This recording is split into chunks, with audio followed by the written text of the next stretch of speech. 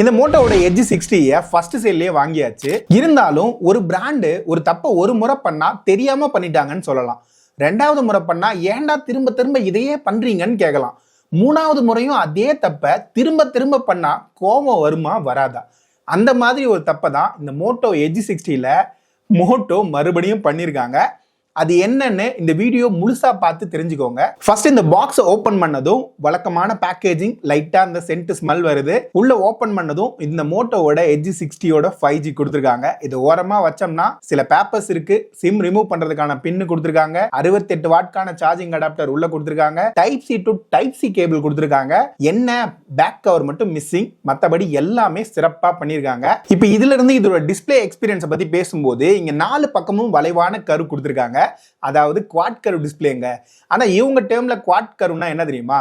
ரெண்டு பக்கம் நல்லா டீப்பான கர்வா கொடுத்துருப்பாங்க, டாப் அண்ட் பாட்டம் வந்து லைட்டா வளைச்சு கொடுத்துருப்பாங்க. இந்த டிஸ்பிளேயோட எக்ஸ்பீரியன்ஸ் என்னமோ நல்லா பிரீமியமா தான் இருந்துச்சு. ஆனா இதுக்கு ஒரு டெம்பர் கிளாஸ் கிடைக்கிறதுக்குள்ள ஒரு வழி ஆயிரும் போல அந்த ஒரு ப்ராப்ளம் இருந்துகிட்டே தான் இருக்கு.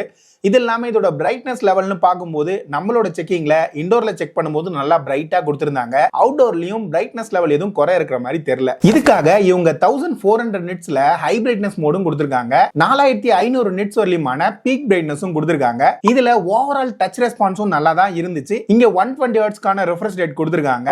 இது இல்லாம ஓவரால் வீடியோ எக்ஸ்பீரியன்ஸ் பார்க்கும்போது கலர்ஸ்லாம் நல்லா டீப்பா கொடுத்திருந்தாங்க. டீடைல்ஸும் நல்லாவே இருந்துச்சு. இங்க உங்களுக்கு 4K HDR 60 fps வரலியமான வீடியோ குவாலிட்டி யூடியூப்ல கிடைச்சிரும். இங்க ஓவராலா இதோட டிஸ்ப்ளே குவாலிட்டி நல்லா தான் இருந்துச்சு. இப்படியே சுட சுட இதோட பேட்டரி சைட் போயிடலாம். இங்க உங்களுக்கு 5500 mAhக்கான பேட்டரி கொடுத்திருந்தாங்க. இதை சார்ஜ் பண்றதுக்கு 2 மோட் இருக்கு.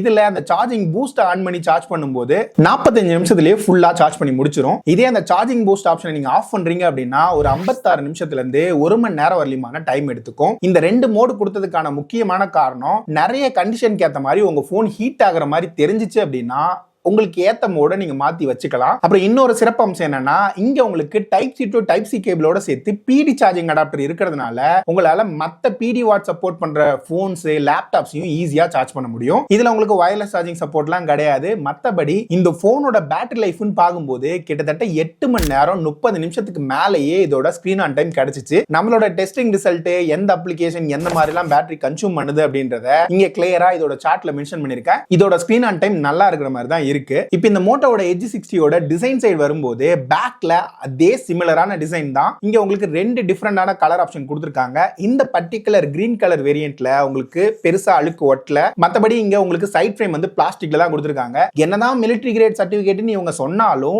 அது எக்ஸ்ட்ரீமான டெம்பரேச்சர் கண்டிஷனை வித்ஸ்டாண்ட் பண்றதுக்கும் கீழே விழுந்தா இன்டர்னலா காம்போனன்ட் டேமேஜ் ஆகாது அப்படின்ற டெஸ்டிங்கை குறிக்கிறதுக்காக தான் மேஜரா யூஸ் பண்றாங்க. போன் கீழே விழுந்துச்சுன்னா இந்த சைட்லாம் எதுவுமே ஆகாது அப்படின்ற அர்த்தத்தில் இதை எடுத்துக்காதீங்க. ஒரு ப்ராப்பரான கேஸ் போட்டு யூஸ் பண்றது நல்லது. இது மட்டும் இல்லாம இந்த போன்ல உங்களுக்கு ஃப்ரண்ட்ல Corning gorilla class 7i protection கொடுத்திருக்காங்க. இந்த ப்ரொடெக்ஷனும் ஓரளவுக்கு டீசென்டான ப்ரொடெக்ஷன் தான். ஒரு ப்ராப்பரான ஸ்டாச் கார்டு போட்டுக்கிறது நல்லது. இதே போல உங்களுக்கு IP69 ரேட்டிங்கும் கிளைம் பண்ணிருக்காங்க. தண்ணிக்குள்ள போட்டு விளையாடலாம், வாரண்டியில கிளைம் ஆகாது அப்படின்றதுனால பார்த்து பத்திரமா யூஸ் பண்ணிக்கோங்க. ஏதாவது தவிர்க்க முடியாத சூழல்ல தண்ணியில விழுந்துச்சு அப்படின்னா உடனே எடுத்துட்டீங்கன்னா ஈஸியா காப்பாத்திடலாம். மற்றபடி இதோட ஓவர்வியூன்னு பார்க்கும்போது டாப்ல உங்களுக்கு ஒரு நாய்ஸ் கேன்சலேஷன் மைக் கொடுத்திருக்காங்க. பாட்டம் சைடு வந்தோம்னா ஒரு பிரைமரி ஸ்பீக்கர், அதுக்கு பக்கத்துல டைப் சி போர்ட் கொடுத்திருக்காங்க. இங்க உங்களுக்கு USB 2.0 மட்டும் தான் இது சப்போர்ட் பண்ணுது. அதுக்கு பக்கத்துல இருக்கிறது பிரைமரி மைக், அப்புறம் சிம் கார்டு இருக்கு. ஆனா ஒரு நல்ல விஷயம் என்ன தெரியுமா, இங்க உங்களுக்கு 2 சிம் கார்டு அப்படி இல்லைன்னா ஒரு சிம் கார்டு ஒரு மெமரி கார்டு போடுறதுக்கான ஹைபிரிட் சிம் ஸ்லாட் ஆப்ஷனை கொடுத்திருக்காங்க. லெஃப்ட் சைடுல எதுவுமே கொடுக்கல, ரைட் சைடுல உங்களுக்கு வால்யூம் பட்டன், பவர் பட்டன் கொடுத்திருக்காங்க. அது இல்லாம காத்து போறதுக்கு ஒரு வழி மாதிரி ஒன்று கொடுத்திருக்காங்க. இந்த வழியை அடைச்சிட வேணாம்னு சொல்லிட்டு உங்க மேனுவல்ல மென்ஷன் பண்ணிருக்காங்க. அப்ப இந்த போன்ல ஓவரால் வெயிட் மேனேஜ்மெண்ட் வரும்போதும் நல்லாவே பண்ணிருக்காங்க. இதோட திக்னஸ்மே ரொம்ப கம்மியா இருக்குது. இதோட வெயிட்டும் ஒரு 180ல இருந்து 185 தான் மெயின்டைன் பண்ணிருக்காங்க.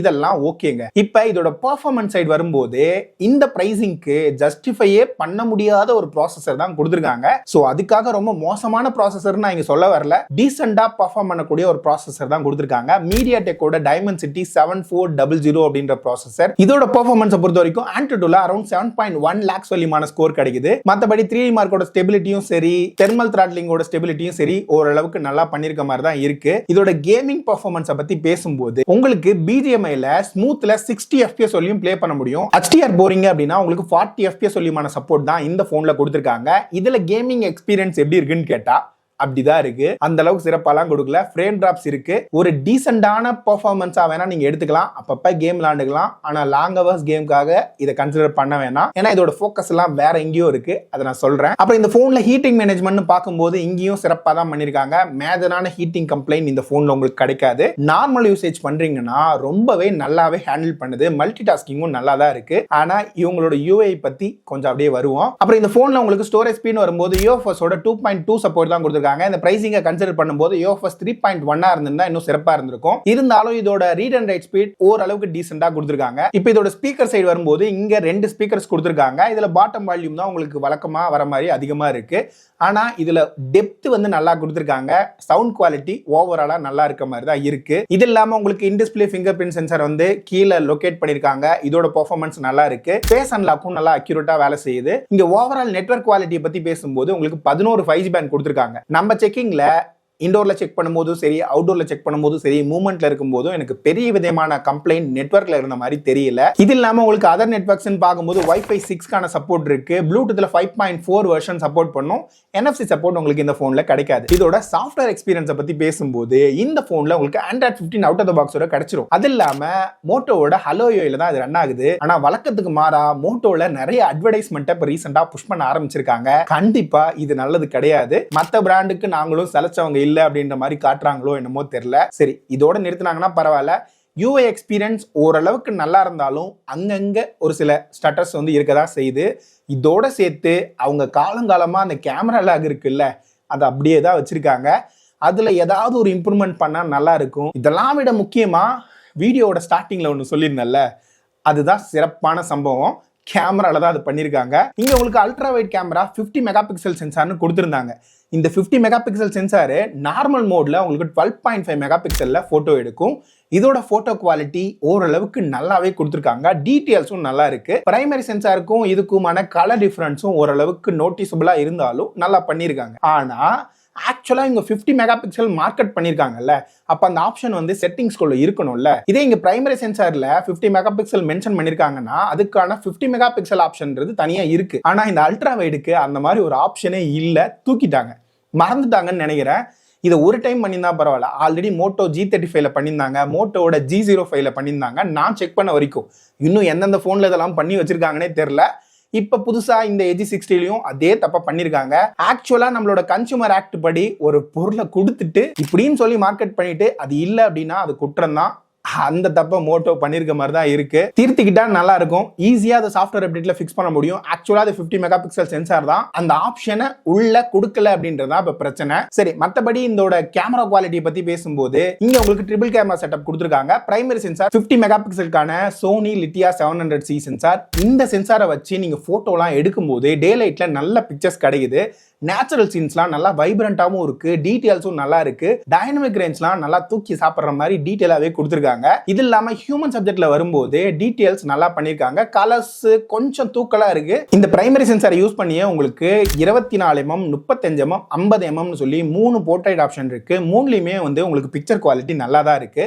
ஆனா இங்க கீழே இருக்கிற அந்த டைம் ஸ்டாம்ப்ல அந்த வந்து ஒழுங்கா மென்ஷன் பண்ணல. அது ஏதாவது ஒரு அப்டேட்ல பிக்ஸ் பண்ணா நல்லா இருக்கு. ஆனா இந்த மூணாவதா இருக்கிற டெலிஃபோட்டோ லென்ஸ் இருக்குல்ல, இதோட குவாலிட்டியை பத்தி பேசும்போது இங்க ஒரு சொதப்பல் மூமெண்ட் இருக்கு. என்னடான்னு கேட்டா, நேச்சர் சீன்லாம் எடுக்கிறீங்கன்னா உங்களுக்கு பிக்சர்ஸ் வந்து கலர் வந்து கொஞ்சம் வாஷ் அவுட் ஆகுது. ஹியூமன் சப்ஜெக்ட் போறீங்க அப்படின்னா டெம்பரேச்சர் ரொம்பவே அதிகமா பண்ணி ஒரு எல்லோ டோன் அண்ட் ரெட் டோன்ல தான் கொடுத்திருக்காங்க. இந்த ஸ்கின் டோனையும் ஏதாவது ஒரு அப்டேட்ல கொடுத்து ஃபிக்ஸ் பண்ணா நல்லா இருக்கும். இப்போ இதோட ஃப்ரண்ட் கேமரா சைடு வரும்போது இங்கேயுமே உங்களுக்கு 50 மெகா பிக்சல் சென்சார் கொடுத்திருக்காங்க. டிஃபால்ட்டா உங்களுக்கு 12.5 மெகா பிக்சல் போட்டோஸ் எடுக்கும். இதுவுமே நல்ல குவாலிட்டியா தான் கொடுத்திருக்காங்க. இதுல எடுக்கிற போர்ட்ரைட்ஸும் நல்லா இருக்கு. செப்பரேட்டா உங்களுக்கு 50 மெகா பிக்சல் மோடும் தனியாவே இருக்கு. அல்ட்ரா வைட்ல மட்டும் தான் அந்த பஞ்சாயத்து. சோ இப்போ அப்படியே வீடியோ சைட் போறோம்னா உங்களுக்கு ஃப்ரண்ட்ல 4K 30 FPS சொல்லிமான சப்போர்ட் கொடுத்திருக்காங்க. டீடைல்ஸ் ஓரளவுக்கு டீசெண்டா இருக்கு. ஸ்டெபிலிட்டி ரொம்பவே நல்லா பண்ணிருக்காங்க. சொல்ல போனா இந்த செக்மெண்ட்ல ஒரு ப்ராப்பரான ஃப்ரண்ட் கேமரா வீடியோ உங்களுக்கு இந்த போன்ல கிடைக்கும். இது இல்லாம பேக் சைடு வரும்போது உங்களுக்கு எல்லா கேமராலையும் 4K 30 FPS சொல்லியமான சப்போர்ட் கொடுத்திருக்காங்க. முக்கியமா பிரைமரி சென்சார்ல எடுக்கிற அந்த 4K 30 FPS ஃபுட்டேஜ் வந்து ரொம்ப டீடைலாவே இருக்கு. ஸ்டெபிலிட்டி வைஸும் ரொம்ப நல்லா பண்ணிருக்காங்க. அப்புறம் இந்த சாஃப்ட்வேர்ஸ் பத்தி பேசும்போது இன்னொரு விஷயம், இங்க 3 வருஷத்துக்கான OS அப்டேட்டும் 4 வருஷத்துக்கான செக்யூரிட்டி பேட்ச் அப்டேட்டும் ப்ராமிஸ் பண்ணிருக்காங்க. ஃபைனலா இந்த போனோட பிரைசிங் பத்தி வரும்போது இங்க 12GB 256GB சொல்லி ஒரே ஒரு ஸ்டோரேஜ் வேரியன்ட் தான் கொடுத்திருக்காங்க.